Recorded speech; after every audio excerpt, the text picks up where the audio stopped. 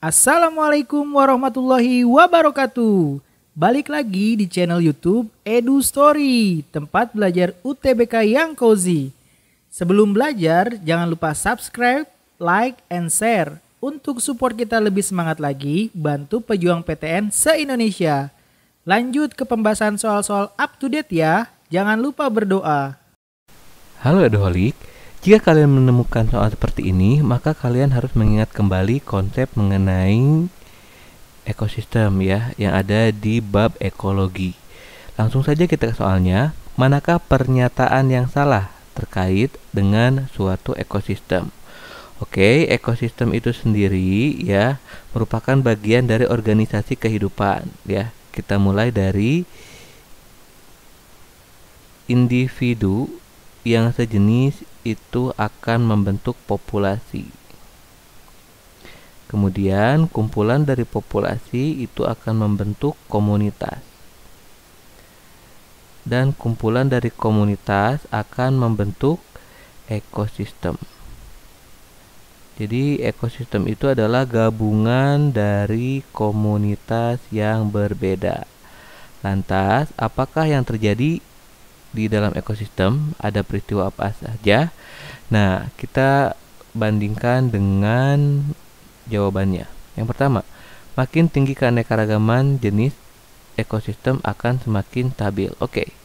Jadi, ya kondisi ekosistem jika biodiversity-nya tinggi atau keanekaragamannya tinggi, itu akan menyebabkan ekosistemnya menjadi stabil.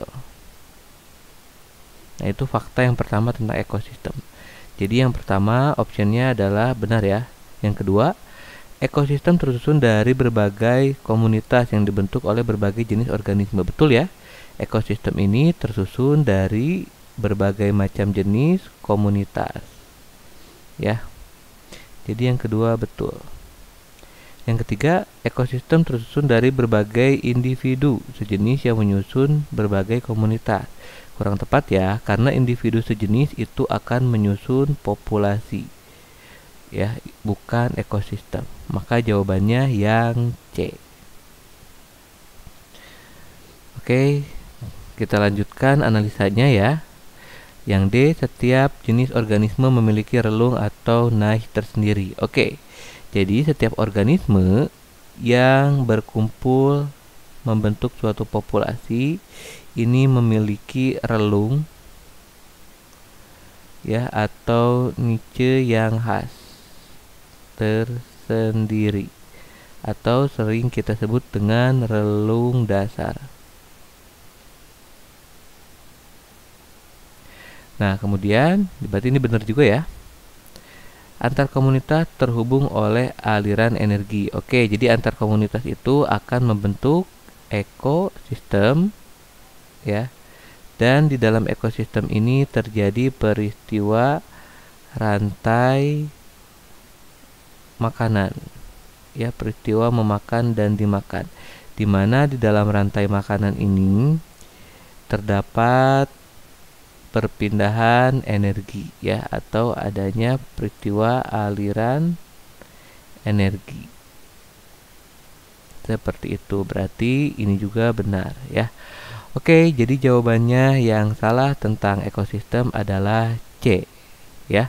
Sampai berjumpa lagi di soal dan pembahasan selanjutnya. Halo Eduholik.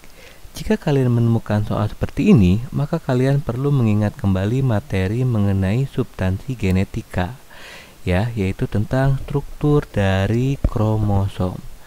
Kita langsung saja menuju soalnya. Perhatikan gambar di bawah ini. Oke, itu ada dua macam kromosom, ya, dengan masing-masing memiliki dua lengan, ya, dua pasang lengan. Pertanyaannya adalah, yang disebut dengan sister kromatid adalah oke. Nah, sebelumnya kita harus tahu dulu definisi dari sister kromatid itu apa. Oke, jadi sister kromatid merupakan dua salinan identik pada kromosom yang sama dan disatukan oleh suatu struktur yang bernama apa? Ada yang tahu struktur yang mengikat antar kromosom? Sentromer. Oke, itu definisi dari sister kromatid. Maka dilihat dari definisi itu ya, ini adalah sentromernya sebagai pengikat dua kromatid ya. Ini sentromernya. Maka yang diikat oleh sentromer ini 3 dan 4, oke. Maka 3 dan 4 itu merupakan sister kromatid. Ya, tadi karena cirinya terikat oleh struktur sentromer. Begitupun 1 dan 2 karena dia terikat oleh struktur sentromer. Jadi 1 dan 2 itu merupakan sister kromatid. Nah, lantas bagaimana hubungannya ya antar lengan kromosom yang satu dengan yang lainnya? Misal antara 1 dan 3, kemudian antara 1 dan 4, kemudian antara 2 dan 3, dan antara 2 dan 4. Nah, itu disebut dengan kromosom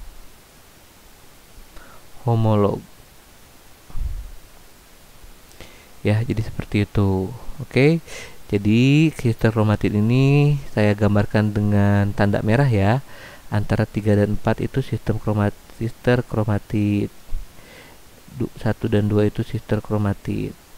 Kemudian kalau kromosom homolog itu antara 1 dan 3 atau antara 1 dan 4 atau antara 2 dan 3 atau antara 2 dan 4, seperti itu ya. Oke, jadi pembahasan mengenai sister kromatid adalah seperti itu ya. Jadi jawabannya yang mana?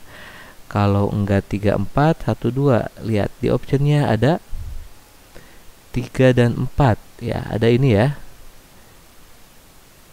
Oke, jadi jawabannya yang D. Sampai berjumpa lagi di soal dan pembahasan selanjutnya. Halo Eduholik, jika kalian menemukan soal seperti ini, maka kalian perlu mengingat kembali konsep mengenai metabolisme. Ya, spesifiknya adalah tentang katabolisme anaerob atau fermentasi. Kita langsung saja masuk ke soalnya. Metabolisme fermentatif memiliki karakter. Langsung saja kita analisa di setiap option jawabannya. Oke, kita mulai dari yang A. Donor elektron senyawa organik dan akseptor elektron senyawa anorganik. Oke, pada metabolisme fermentatif, baik donor elektron maupun akseptornya merupakan senyawa organik.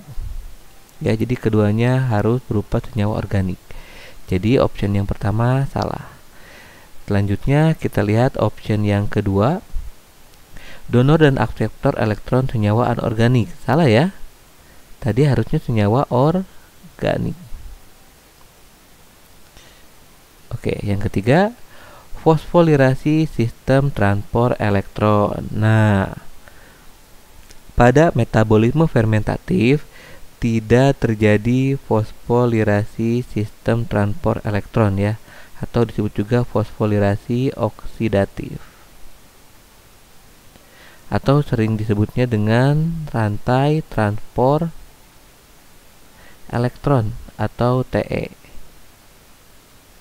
Nah, seperti yang kita ketahui, rantai transport elektron itu hanya terjadi pada respirasi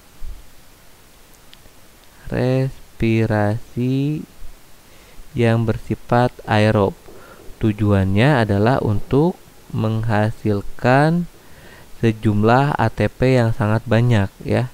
Jadi antara 36 sampai 38 ATP. Namun untuk fermentasi, energi yang dihasilkan itu hanya sebanyak 2 ATP, dan itu pun dari proses glikolisis saja. Oleh sebab itu, respirasi ini dia tidak bisa disebut sebagai penghasil sumber energi.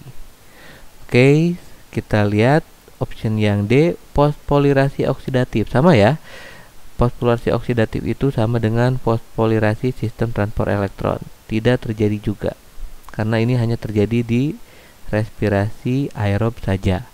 Dan yang terakhir adalah oksidasi tidak sempurna. Betul ya? Nah, contoh oksidasi tidak sempurna ini terjadi pada fermentasi asam asetat. Oke, sehingga pada akhir dari proses fermentasi itu terbentuk suatu senyawa asam. Oke, jadi jawabannya untuk karakteristik dari metabolisme fermentatif adalah bahwasanya terjadi oksidasi yang tidak sempurna. Jadi jawabannya yang E. Oke, itu saja pembahasan untuk soal ini. Sampai bertemu kembali di soal dan pembahasan berikutnya. Halo Eduholik, jika kalian menemukan soal seperti ini, maka kalian perlu mengingat kembali bab mengenai animalia, ya, suatu bab yang ada di kelas 10. Mari kita langsung saja ke soalnya. Kemampuan ekolokasi pada mamalia terdapat pada Jadi kita harus tahu dulu apa itu ekolokasi. Jadi ekolokasi itu adalah kemampuan yang dimiliki oleh hewan untuk mengeluarkan gelombang suara. Nah, di mana gelombang suara di sini berjenis sonar. Nah, kemudian dan mendengarkan pantulan dari gelombang yang sudah dikeluarkan tadi. Ya, jadi mendengarkan pantulannya. Nah, apa tujuan dari hewan melakukan ekolokasi? Jadi tujuannya adalah untuk mengetahui objek yang ada di depannya. Nah, jadi dengan diketahui ada objek di depannya bisa dihindari sehingga tidak terjadi tabrakan. Nah, selanjutnya hewan apa aja yang memiliki kemampuan ekolokasi ini? Jadi contohnya hewan yang punya kemampuan ekolokasi ini, yang pertama ada kelelawar. Kemudian untuk di perairannya ada lumba-lumba dan juga ada paus. Semuanya merupakan hewan dari kelas mamalia.